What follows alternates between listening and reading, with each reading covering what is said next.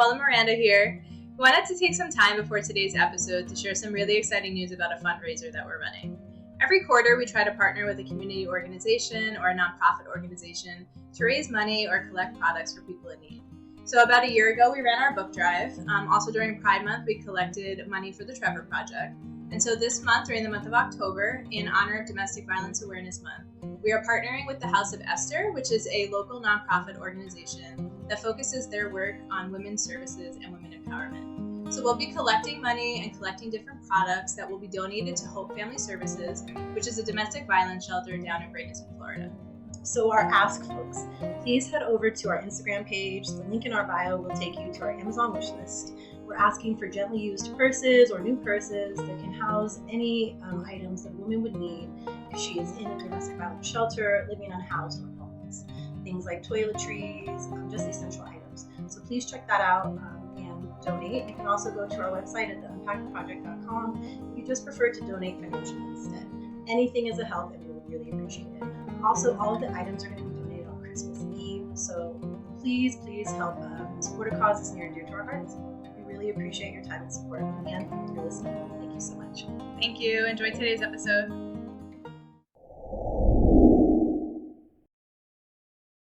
Well, hey, Noelle, how you doing? I'm good. How are you? Good to see you. I know. It's been a while. I feel like, we released some of our episodes, just the two of us, but really excited to get back into some of our interviews with some of our experts. It's been a long day, Yes. 7:00 our time, but, really just excited to get into things. So you ready for this? I'm ready. Yes, I'm really excited. Our guest today, actually, I remember doing the screening intake a couple of months ago. And, we've been, like you said, we've been doing our own episodes on messaging and narratives. We had an episode a few weeks ago with, not over zero, where we talked about misinformation and disinformation. And so just really excited to have Rinku Sen here today, Executive Director of Narrative Initiative. She is a writer and social justice strategist. Rinku is formerly the Executive Director of Race Forward and was also publisher of their award-winning news site Colorlines. She was also the architect of the Shattered Families Report, which identified the number of kids in foster care whose parents had been deported.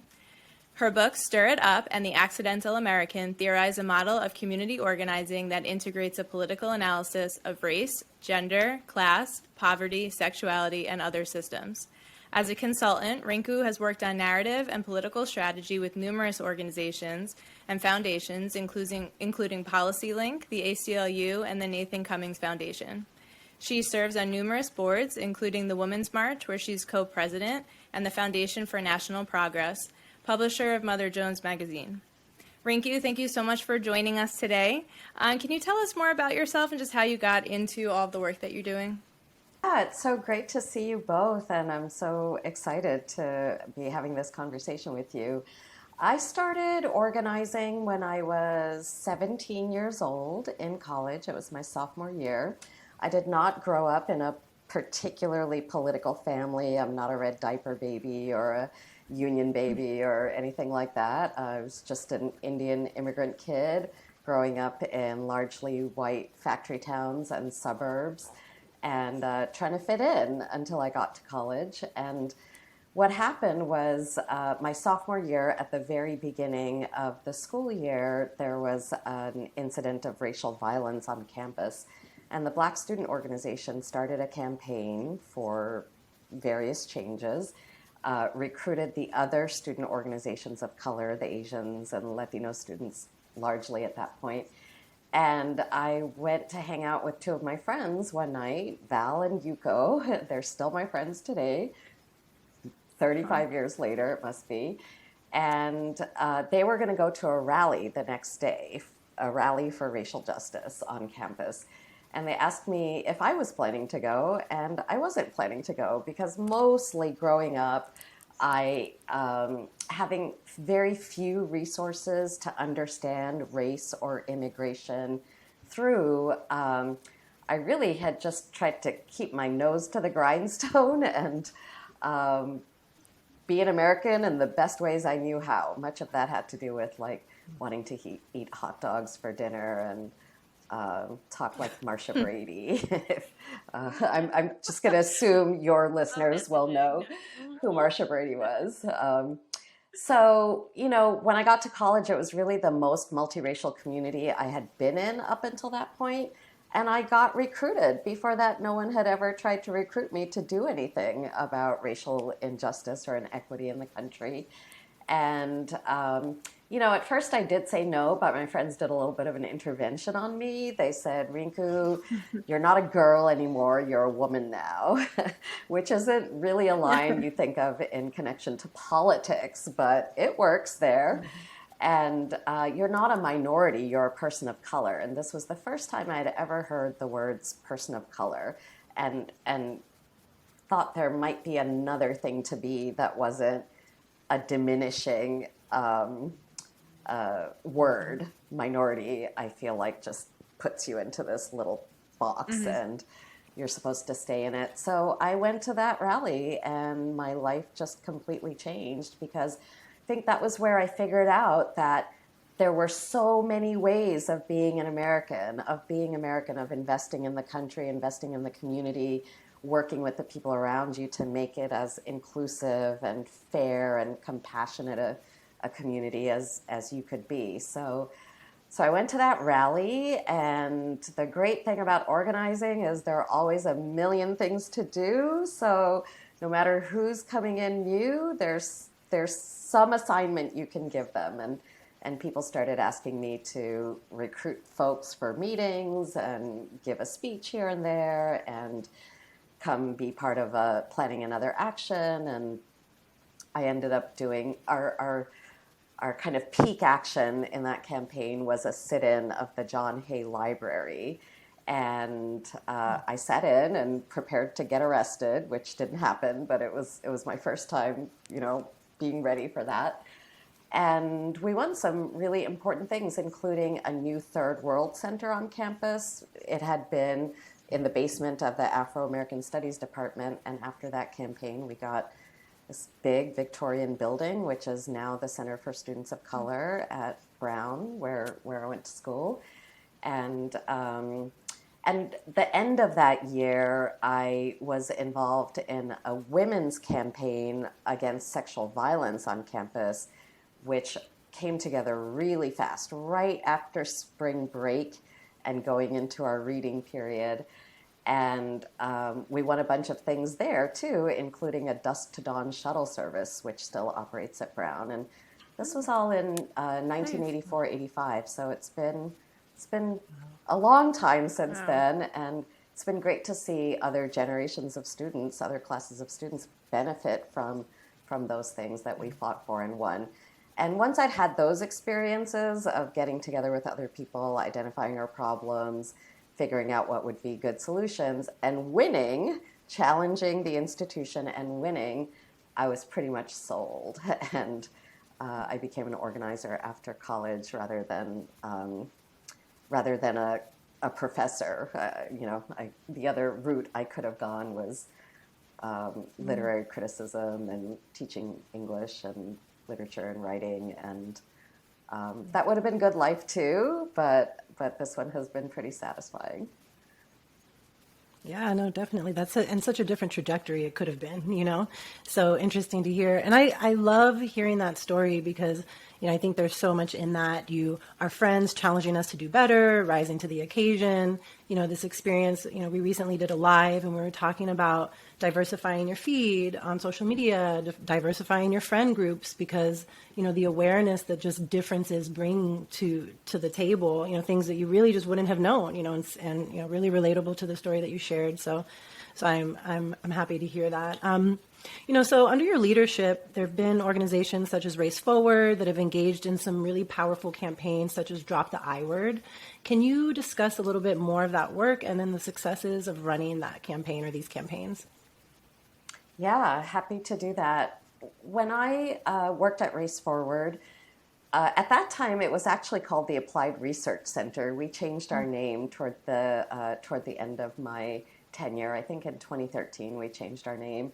And our general approach was to try to build a bigger constituency for racial justice by doing a lot of media work and centering our media work and our storytelling. But we did other things as well. We ran trainings on how to strategize for racial equity in an institution or in a community. We worked on lots of different issues over time. But because I'm an immigrant, I have always felt very attached to other immigrants, both no matter how they got here, getting here by various means. And I had spent 6 years reporting on immigrant workers from windows on the world at the top of Tower 2 in the World Trade Center. And that experience of following those workers around in the aftermath of September 11th and watching them organize other restaurant workers, other workers in their industry, I just really got a feeling for the immigration debate and the issues that were that we were trying to make decisions on as a country.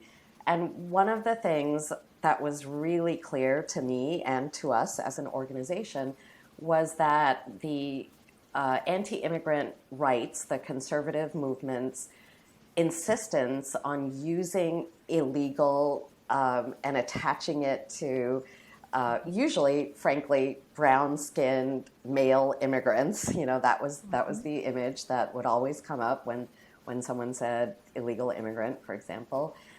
It did so much harm, not just to how immigrants are perceived, but also to how anyone who might be an immigrant would be perceived. Like lots of US citizens with brown skin being seen as undocumented immigrants.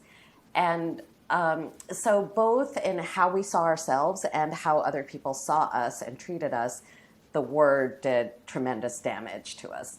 And conservatives pushed it because when they did their polling and focus grouping, they found in around 2000, the year 2000, that Americans actually weren't very concerned about immigration. George W. Bush, before September 11th happened that year, he actually gave instruction to his domestic policy team to look for a way to create a path to citizenship for undocumented immigrants.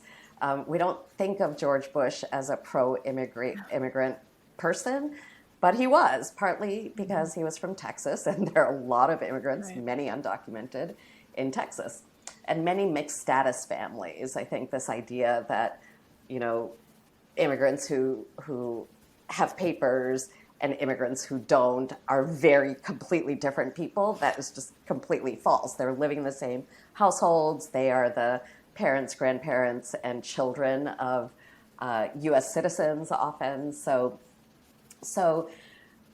Frank Luntz, the Republican pollster and communications strategist, wrote a memo that we found that said, listen, conservatives, Americans don't care that much about immigration, but they care about terrorism and they care about law and order. So if you want to get people on your side to restrict immigration, you have to talk about law and order. That's the thing that's going to work.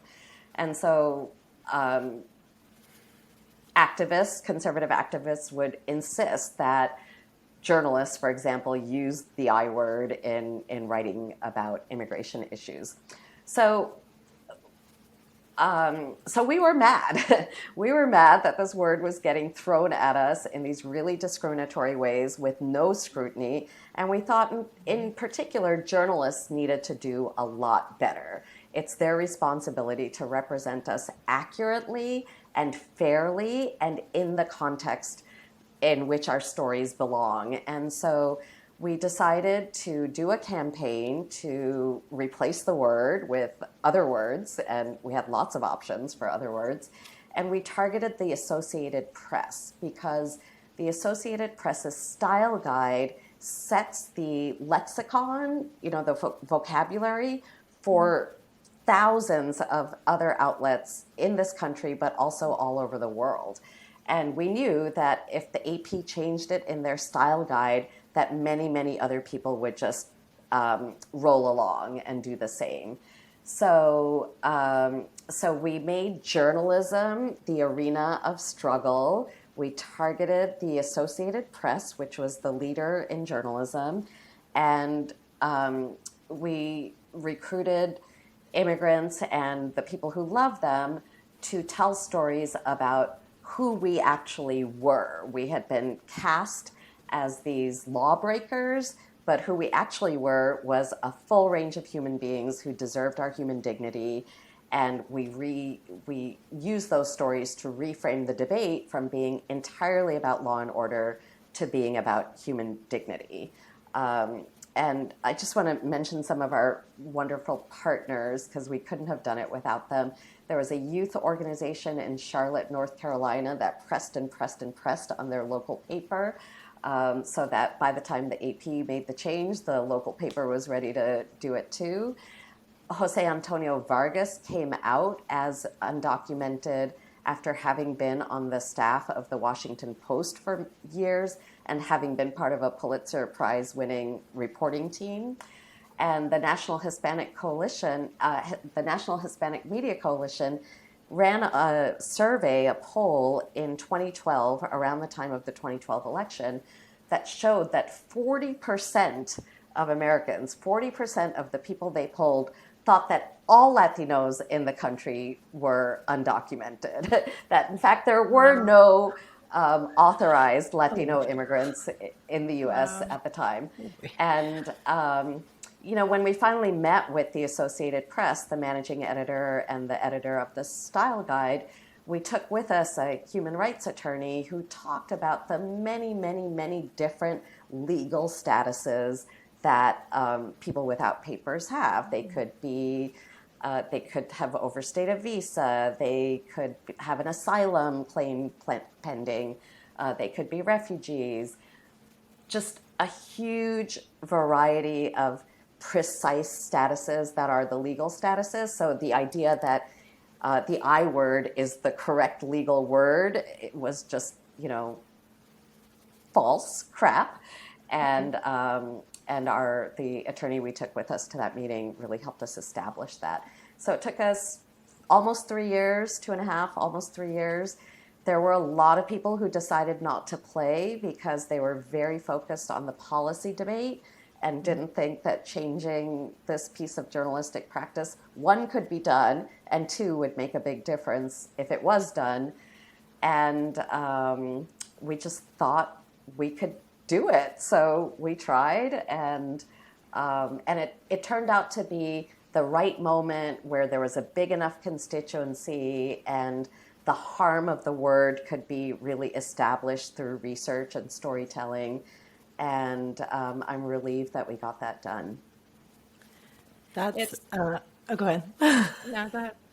No, I mean, that's an amazing story. Like the allies that you had, and really, again, obviously we're interviewing you because, you're speaking to so many things that we've recently talked about, but there's so much power in the language that we use, and for folks to think that something as small as the word immigrant is minute, it is extremely powerful, right? It tells these messages. We assign that to visuals. What do immigrants look like? What do they do? It's all of these things that we're receiving, and not only the messages that we're receiving about someone, but the messages that we're receiving about ourselves, and it's just so damaging. So, I really appreciate hearing stories like that. Sorry, what were you going to say, Noelle? Yeah, no, I mean, along the same lines, like just thinking of that one word of illegal, right? I remember in the episode that we did, I think it was the last one that you and I did, Miranda, or maybe the one before, where we said, someone can just be trying to, portray in an article that someone said something, and there's 8 different words you can use to say that they said, they gloated, and then that portrays a completely different message than just saying what the facts were or what the issues are. I think one of the consistencies that we see coming up when we're recording these episodes about messaging and about narratives are how misaligned, how we receive these messages and then how we internalize them can be even with our value system. And it's like you're saying, well, conservatives didn't even think it was that important of an issue. And no, I never thought of Bush as a pro-immigrant, someone who was pro-immigration policies. But then you have these special interest groups, even when we were talking to Ian about LGBTQ issues and all the trans bans that are happening right now. And when you look at the polls, it's not even an issue politically that's important to, not that it's not important, but it's not something where they're looking for all this legislation to come out. But you have these special interest groups that are pushing it, and then all these messages that create all these narratives against these, groups of people that are super harmful. Yeah. So it's just so interesting to me that we see that theme running through all of this work. And yes, how just one word, can completely shift how something is framed and then how it's received by people. So it's just really interesting. And something we've also, go ahead. Well, and then confirmation bias, right? So you have, would you say 40%, Rinku, that just made the assumption? Mm-hmm. So here you have, 40% of folks thinking that most Latinx folks are immigrants, and that's just not the case. And then you have this play on these words right. that they utilize, and it feeds right into what people believe, So it's so damaging, and it's so concerning. And I wish and I hope through this work and in part this podcast, this episode, that folks really understand how much power is in the language that we use, and to be mindful of that. Yeah. Good. Also, how much power we have to change it. I think, I've been organizing for a long time around all sorts of policy issues and institutional practice. And when we get to the things that form our culture, that create norms or, create perceptions of each other and ourselves, we sometimes get a little shy about asserting our power, or it feels like, well, culture is this amorphous thing that it's about like religion and values and social networks and entertainment and pop culture, and we can't really influence those things because we don't run Hollywood or we don't run the AP or, we're not journalists, but we have cultural power as well as political and economic power. And at Narrative Initiative, a lot of what we do is help people tap into that, locate their cultural power, their narrative power, and then start using it to make changes that would make a difference in their lives. I'll just tell you one quick story about how we decided to take the campaign, if it's okay, if I have time. Yeah, sure. When I was on book tour with The Accidental American, I was in Powell's Books in Portland, Oregon. And in Powell's, you do your book readings on the second or third floor. The art books are behind us or in front of us. And so we did our talk and answered questions and everything. And I kept seeing this young man like circling us, never sitting down and joining, but kind of walking back and forth. And after the event broke up, he came up to me and he said, "Hey, can I talk to you? I heard you were talking about immigration, and I'm really in a bind. I graduated from high school last year, and I can't go to college. I can't get a job and he whispered it, because I'm illegal." He whispered in my ear. And he asked me what he should do. He said, "Do you think I should go to immigration and turn myself in and beg for mercy, like beg to have them let me stay?" And I had to tell him, "No, don't do that, because they will actually probably deport you." And the best I could do for him then is say, refer him to some immigrant rights organizations and say, organize with them. And when DACA passed, I think that young man would have been one of the recipients, one of the beneficiaries of DACA. I didn't keep up with him, but people like him needed to be able to not be whispering their status so that they could fight with other people. Mm-hmm. So that's why we did it. Yeah. Well, and I know in your work, a lot of the work that you do, Theorize, is this model in community organizing that integrates the political analysis with all of these different pieces of who people are, right? Race, gender, class, poverty, sexuality, all these other systems. And we've talked a lot in previous episodes about the necessity to use that intersectional lens when doing this work. and even just kind of understanding a lot of the social issues that are happening around us. And your theory sounds very similar to that. So why do you think that this is so important and such so imperative that we use this kind of lens to understand narrative and political strategy? It's important to be able to look at any problem through a bunch of different identity lenses because you want to solve that problem for everybody. You don't want to leave a chunk of people out of the solution that you fight for and win. Because, well, one, because that would be morally wrong, and two, because if you want to hold on to those victories, the more people who have benefited from them, the more people will fight to keep them if they come under attack, which they almost inevitably will. One of my favorite examples of this comes from the Idaho Community Action Network, ICANN, in the aughts. They organize working and poor families, white, Native American, and Latinx largely. And their members were encountering this problem where they were eligible for SCHIP, the Child Health Insurance Program, state child health insurance program, but they'd go and apply and they'd always get rejected, even though they were eligible. So ICANN ran a matched trio testing project. They came up with trios of families, one white, one Native, one Latin, and they send trios that had similar circumstances, send them in to apply. They sent in 27 families, 26 were rejected, even though all of them were eligible. And when they looked at why they got rejected, they found that the hours, SCHIP office hours were a problem. It was like when working people work, so they couldn't go. If they got rejected, they didn't have the time to go and fix it.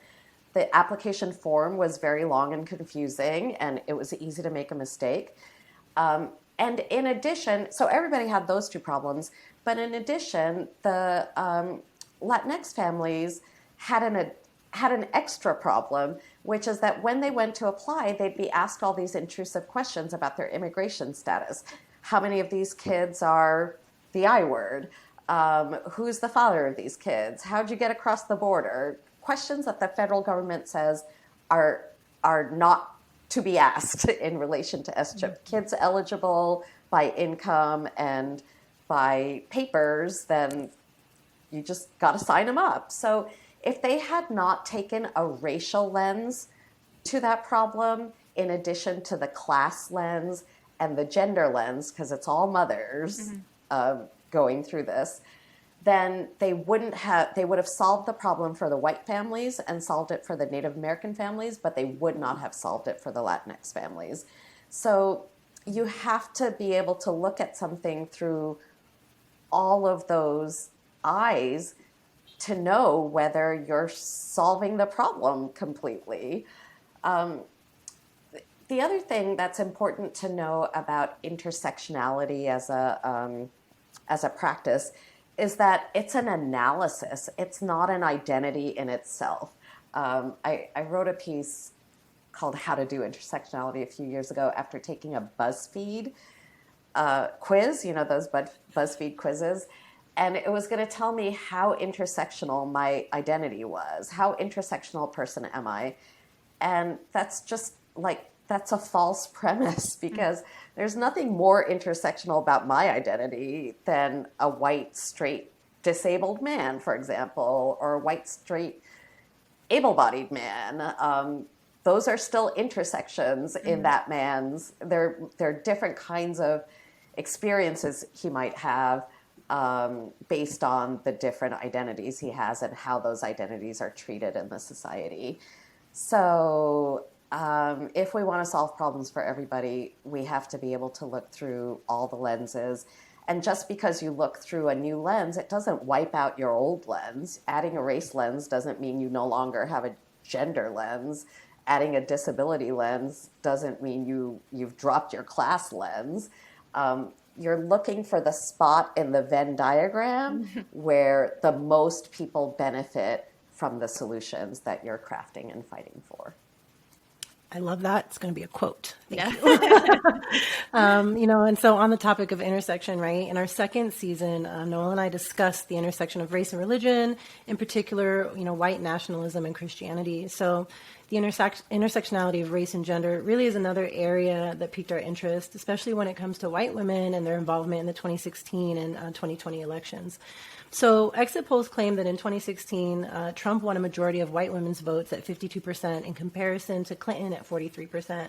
But then in research using public voting records, once it became available months later, we saw that wasn't actually the case. So what we saw was that even though white women were considerably more pro-Trump than non-white women, white women among themselves were just divided at 47 for Trump and 45 for Clinton. So that 52% stat created a really powerful narrative, right? So I wonder, what's been the impact of this politically and within society in general? I think, the correct figure, the 47% figure, is not nearly as well known as the wrong figure. So, people pay most attention to elections when elections happen, not 4 months after the election. And it's only your kind of hardcore strategists who track when the data gets cleaned up from exit polls and see the corrections. So there was a little bit of a similar correction in the 2020 figure. The first figure for white women was around 55%, and it came down a little bit once the full data was in. I think that in elections, 5% is a lot. 5 points is big. And having, the perception that white women voted over 50% for Trump really drove a lot of people away from wanting to organize white women in the progressive into the progressive body politic. And I think that we might have felt differently if we knew that it was 45 and 47 rather than 47 and 52, because 45 and 47 means you're competing. You are competing for those votes. The 2020 figures are worse, and I think what that reflects actually is not so much that Democrats abandoned organizing white women or decided not to. They definitely didn't, and there was a lot of that organizing going on. But the GOP also fought hard in the 2020 election. The electorate grew for everybody. So there was just a lot more voting in 2020 than we're generally used to and experienced. And I think the important lesson here really is that no group of people has uniform politics. Nobody does. And even Black people don't. Indian immigrants certainly don't. Filipinos don't. Latinx folks don't. There's a range of politics in all of our communities. And good strategy means that you study all those segments of people who think in different ways. And in white women, religion and geography matter a lot. Maybe they matter a lot for everybody, but they certainly matter a lot in terms of where white women are situated, who they relate to, who they socialize with, who they have interaction with and exposure to. And I think that for me, partly because I am a person who came into movement without intending to, because I was recruited. If my friends hadn't recruited me, I might have never come in this direction. And so I am reluctant to cede anyone to the right wing. And I do figure that if we're not organizing somebody, the right is organizing them. And I'm not ready to give up on anyone, because as as much progressive momentum as we have, that I've been part of building for the last 30 years, clearly it's not enough, because Donald Trump got elected in this country and then did 4 years of horrible damage.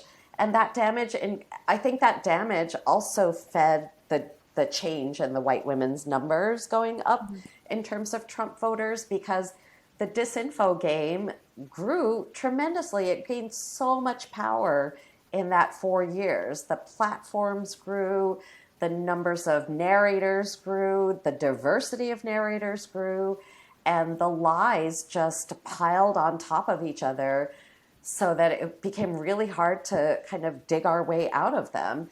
And that changing context is also a big factor in the 2020 election. So as a feminist, I think there's a lot that I have in common with white women, particularly poor and working class white women, and I'm not ready to let the right have them. I think we have to compete for them, and I think we can.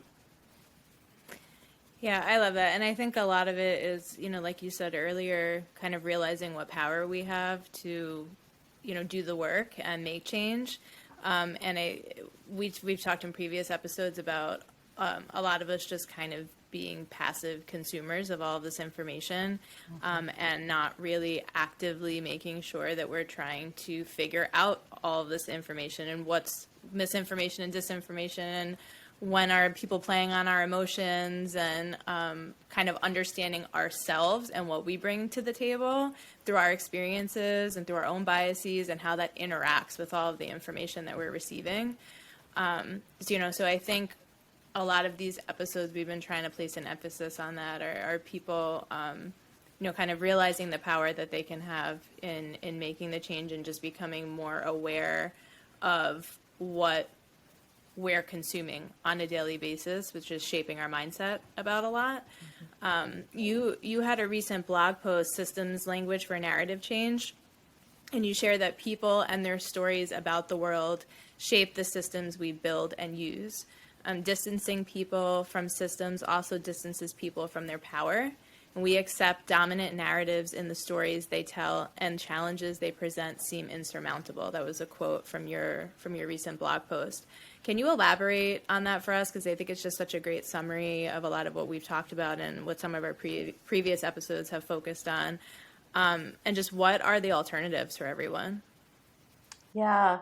So I've, as an organizer, I've always been about systemic change. We want to change things in systems, because we can't go person by person. If we have to go person by person, it's going to take too long, and there's going to be too much suffering and death before we get to mass change. So, the world runs on systems. It runs on government systems, on corporate systems, on education systems, on family systems and social systems.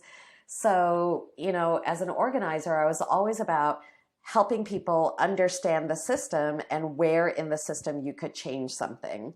But there are a couple of things that I'm self-critical about now that I typically would have said a lot, maybe 10 years ago. I used to talk about how systems churn along in in producing racism, even if the individuals inside the system don't intend to. So, let's say you're a social worker, that Idaho example that I gave, let's say you're one of those social workers and you don't ask the Latinx families, about their immigration history, and you try to treat everybody respectfully.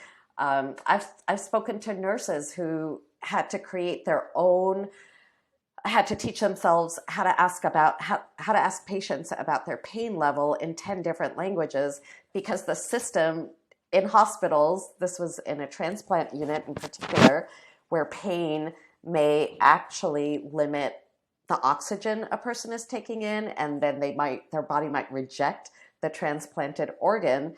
So super important question, are you in pain? Do you have pain? She just taught herself that in 10 different languages, because there wasn't any bigger way to help every patient manage their pain. So we want we want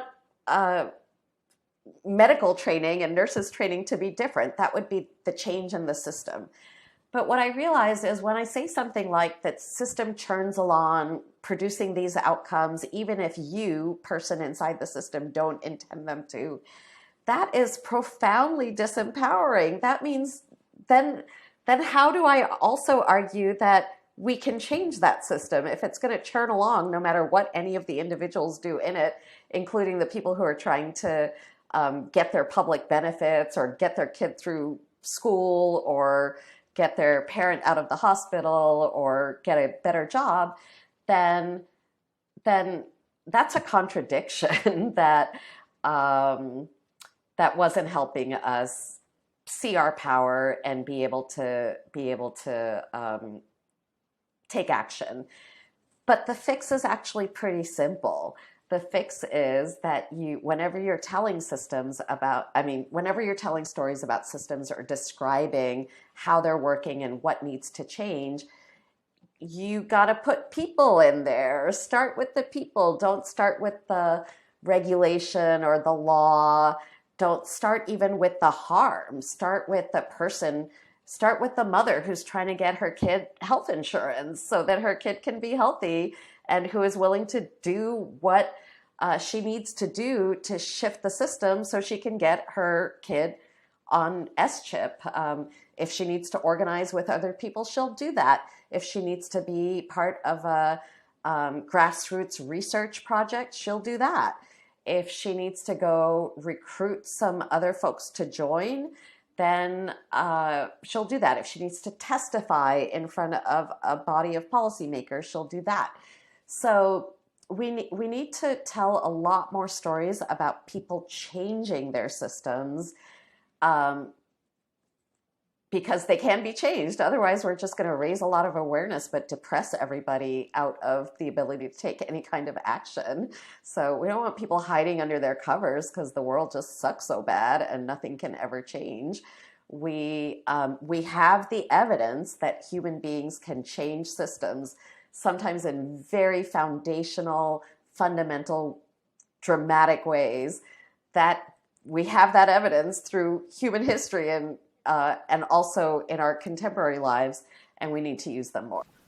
Yeah, I think it's always about the people, and that's a common theme through all of our episodes. You know, I think back to season 1 when we interviewed Dr. Ashley Williams in regards to like policy change within early education, and we start with the people that are receiving the most harm, the people that are doing the work. You know, who are the people that are at the table, right? People are creating these systems, and it's so important to remember that. So, you know, so thank you for sharing that. I do have to say this brings us to the end of our episode, though, and it kind of breaks my heart because I think this has been such an enlightening episode. So I really want to just thank you for joining us today. Thank you for your dedication to this work. I mean, it clearly shows from the moment that we met, from the work that you've put out there, your dedication to what you do. You do it wholly, humbly, and I think we just need more. We have a lot of people that are like that, but we need more people like that doing this work. So thank you so much. We can't wait to see what else you do with the Narrative Initiative. As always, listeners, we want to make sure that you check out our YouTube. Please like, subscribe. You can always find us on Instagram and Facebook as well. Check out our content. We also have information that we share between episodes as well. And our next episode drops in 2 weeks. So we're now airing every other Wednesday just for our own sanity. But we'll be speaking with Dr. Graham Bodie, the COO of Listen First Project. And he's really going to help us explore how we can use connection and listening to bridge divides. Thank you for coming on today, Rinku. Bye, everybody. Bye. Thank you so much for having me.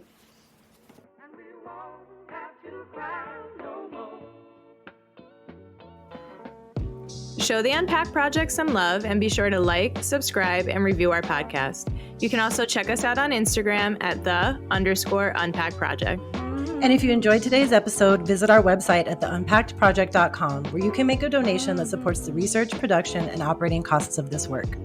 Shout out to all of our listeners who unpacked with us today. See you next week. Peace.